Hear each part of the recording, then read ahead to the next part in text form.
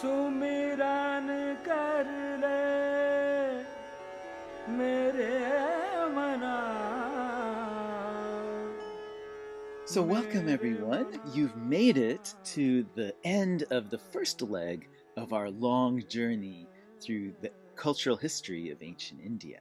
What we're going to do now is to basically disembark from our train of thought, and once we get our bearings straight, we're then going to take a stroll through the Mahabharata Museum for the second half of the course. Before we get to that, what I'd like to do in just a few minutes is to give you a kind of takeaway set of ideas that can maybe help us get a sense, to make sense of how India became such a kind of thriving marketplace for religious and philosophical ideas by 500 BC. It really was kind of a shopping center that just kept growing and growing and incorporating smaller shops and developing new little niches and kind of becoming a whole array of dazzling features that makes it such an awesome thing to study and to try to understand. You can literally spend your entire life going through the diversity of Indian religions and not even reach the end of it. So to get to this, again, we have to imagine ourselves being back then and there in North India at the onset of the post-Vedic age. It began, we could say, with a kind of debate, really, about a simple question. A big question number 3, if you remember from our Upanishads session. What happens when you die? So far we've looked at a number of different schools of thought that tried to answer this question. We started with the Vedic ritualists, if you remember, who said that after someone dies, that individual soul travels either to the world of the ancestors, the Pitraloka, or the world of the gods, the Devaloka, and is dependent on the degree of sacrificial karma that they might have accrued, right? Then we looked at how in the Upanishads, the philosophers sort of tweaked this idea. But they still stayed with the tradition of the Vedas, and they didn't dispute the Vedic idea. They did acknowledge also the power of Brahman that animated the cosmos. Upanishadic philosophers suggested 2 things. First, they said that inside of every living being, there is this permanent, undying entity that you have to recognize, which is called the Atman, and it's caught up in this process of death and reincarnation, or samsara, due to the bondage of either good or bad karma. They said that the liberation from this process of rebirth, moksha, comes about through a process of realizing the unity of the Atman with another imperishable concept, the eternal Brahman that animates the whole cosmos, and that's also that power that animates and empowers the Vedic ritual fire. Right? Taken together, these 2 perspectives kind of capture the expanse of the Vedic tradition. One is called sometimes the ritual school, Karmakanda. The other is called the knowledge school, or Jnanakanda. Outside of the Vedic sphere, there are a number of other very popular and influential heterodox or Shramana traditions that gave other answers to the questions of what happens after death. And they rejected the Vedic ritual complex in the process. The Jains sort of agreed with the Upanishads and said that there was indeed this eternal, truly existent thing, a jiva, a life force that's inside every living being. It's also caught up in samsara, death and rebirth, and it's also because of karma. But karma for the Jains was imagined to be a substance.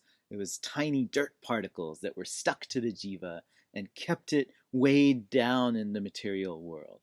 Cleaning the jiva completely and utterly of this karma would allow it to float up outside of the world of death and suffering and reach a permanent undying state at the top of the cosmos. The Buddhists, as we've seen, denied both the existence of the permanent soul and any permanent substrate to the universe. There's no such thing as an Atman, no such thing as a jiva, no such thing as a Brahman. There was, however, karma, and it did cause rebirth because of the intentionality of the actions. So the key then was to be able to escape rebirth through the mindful cessation of intentionality and craving that would lead to these intentional actions. Once that happened, then all the karmic bondage would cease. I should mention here that there were other schools besides these three that we haven't really gotten to talk about, but who the Buddha in particular debated and refuted, because remember he was trying to understand all the schools. And at the time of the Buddha, there were in fact dozens of different spiritual schools all across the subcontinent, all trying to find the pathways to ultimate liberation from suffering and death, and so on. For example, there was a once prominent group called the Ajivikas, or the fatalists, who said that souls exist and they undergo death and rebirth, but it's not because of karma or any actions that you can do or not do, but it's just because of a preordained fate, which is called niyati in Sanskrit. For them, fate trumped everything. Things happened because they were just supposed to happen. Different living beings, according to the Ajivikas, just went on kind of preordained paths that were already written for them from birth to birth, until eventually they get born as Ajivika renouncers, whose fate was then to achieve liberation at the end of their days. Needless to say, the Buddha found their philosophy kind of frustrating. He also felt the same about two other groups, the materialists and the skeptics. The materialists, or the Charvakas as they're called, were an interesting bunch. They denied entirely the existence of a soul. In fact, they denied the existence of anything that you can't directly measure or perceive. You can't see it, you can't touch it, can't taste it, hear it, measure it, or whatever, doesn't exist. So that also meant that there was no life after death. There's no karma theory to worry about. Actions just have whatever immediate consequences that they have, and they don't impact us in other ways which we can directly perceive. It's a bit, I suppose, like scientific, rational materialism today. The skeptics, meanwhile, were maybe the most kind of wishy-washy of all the philosophical schools. It's actually kind of hard to describe their position. Maybe the best way to describe it is, I don't know. Maybe both sides are true. Right? Here's their main proponent himself, a fellow named Sanjaya Belatthiputta, who is discussing whether there's life after death. If you ask me if there exists another world after death, if I thought that there exists another world, would I declare that to you? I don't think so.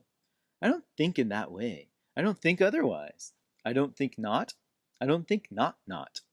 If you ask me if there isn't another world, I'd say that there both is and isn't.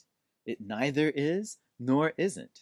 If you ask me if there are other beings who transmigrate, or if there aren't, I'd say there both are and aren't. If you ask me if the Tathagata exists after death, I'd say he doesn't. And I'd say both he does and he doesn't. And I'd say he neither exists nor exists after death. So would I declare that to you? I don't think so. I don't think in that way. I don't think otherwise. I don't think not.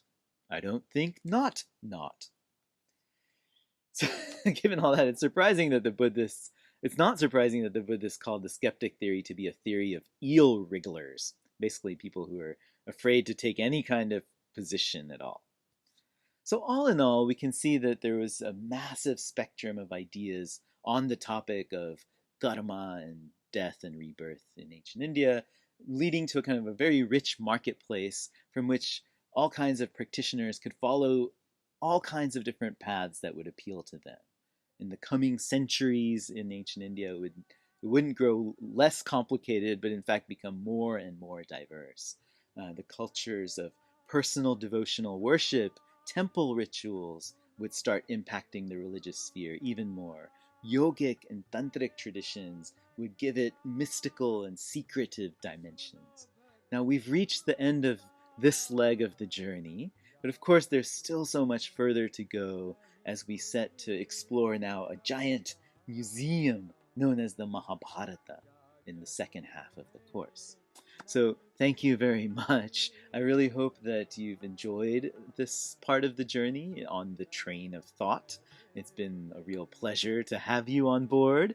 I do hope that you're now excited as I am to join me in the next part of our trip as we keep on exploring the cultural history of ancient India.